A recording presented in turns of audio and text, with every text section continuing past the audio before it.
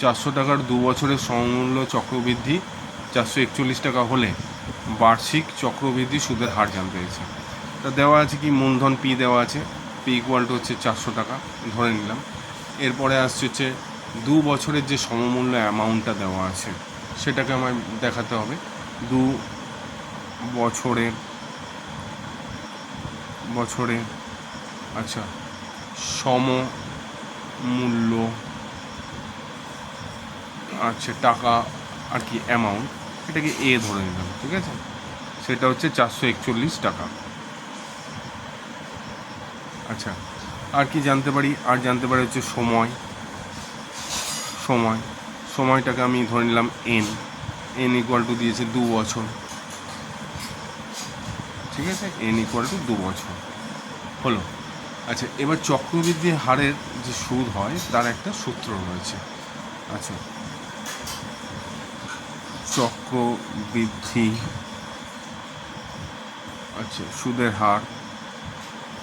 সুদের হারের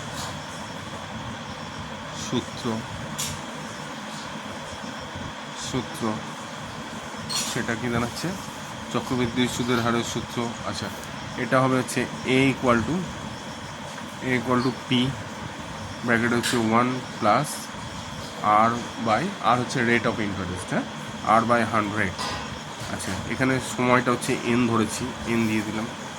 আর এবারের মানগুলো সব বসিয়ে দিই, হ্যাঁ। এ ইকুয়াল টু হচ্ছে 441। আচ্ছা, ইকুয়াল টু পি ধরা হয়েছে 400 টাকাকে, 400 first bracket 1 plus rate of interest কি আছে জানা নেই, 100।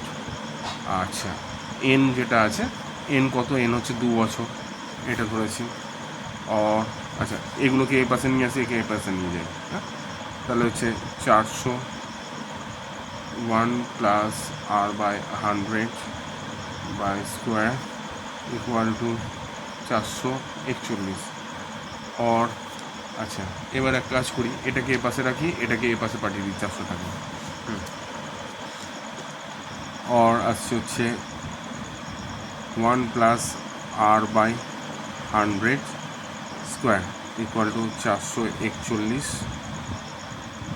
বাই 400। আচ্ছা, হলো। আর 1 প্লাস আর বাই 100 স্কোয়ার। আচ্ছা, এখানে এগুলোকে স্কোয়ার করি, মানে হচ্ছে রুট করি, তাহলে 21 441 হয়, হ্যাঁ। তাহলে 21 স্কোয়ার দাঁড়ালো, হলো। এটা হচ্ছে 20 স্কোয়ার দাঁড়ালো, ঠিক আছে। তাহলে উভয় দিকে, এদিকে স্কোয়ারও উঠিয়ে দিলাম, এদিকেও স্কোয়ার উঠিয়ে দিলাম, উভয় দিকে 1, তাহলে এখানে দাঁড়াবে হচ্ছে 1 প্লাস আর বাই 100 উভয় দিকে, এদিকে স্কোয়ার উঠালাম, এদিকেও স্কোয়ার উঠালাম, 100 ইকুয়াল টু 21/20, ঠিক আছে। 1টাকে ওপাশে গেলে -1 হয়ে যাবে, সাইনে চেঞ্জ হবে।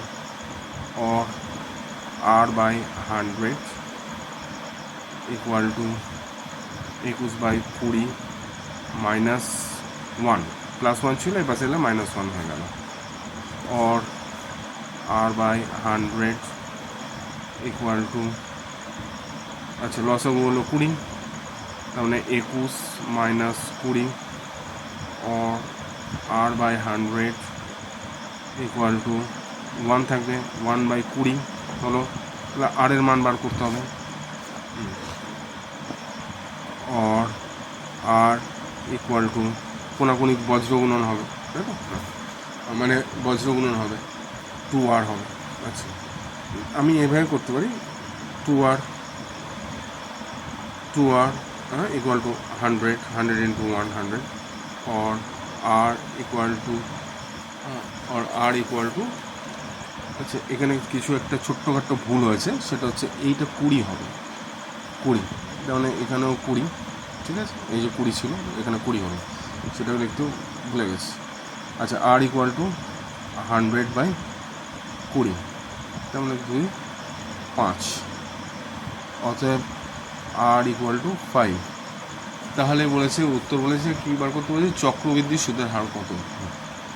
উত্তর হবে চক্রবৃদ্ধি সুদের হার 5%, 5%। ঠিক।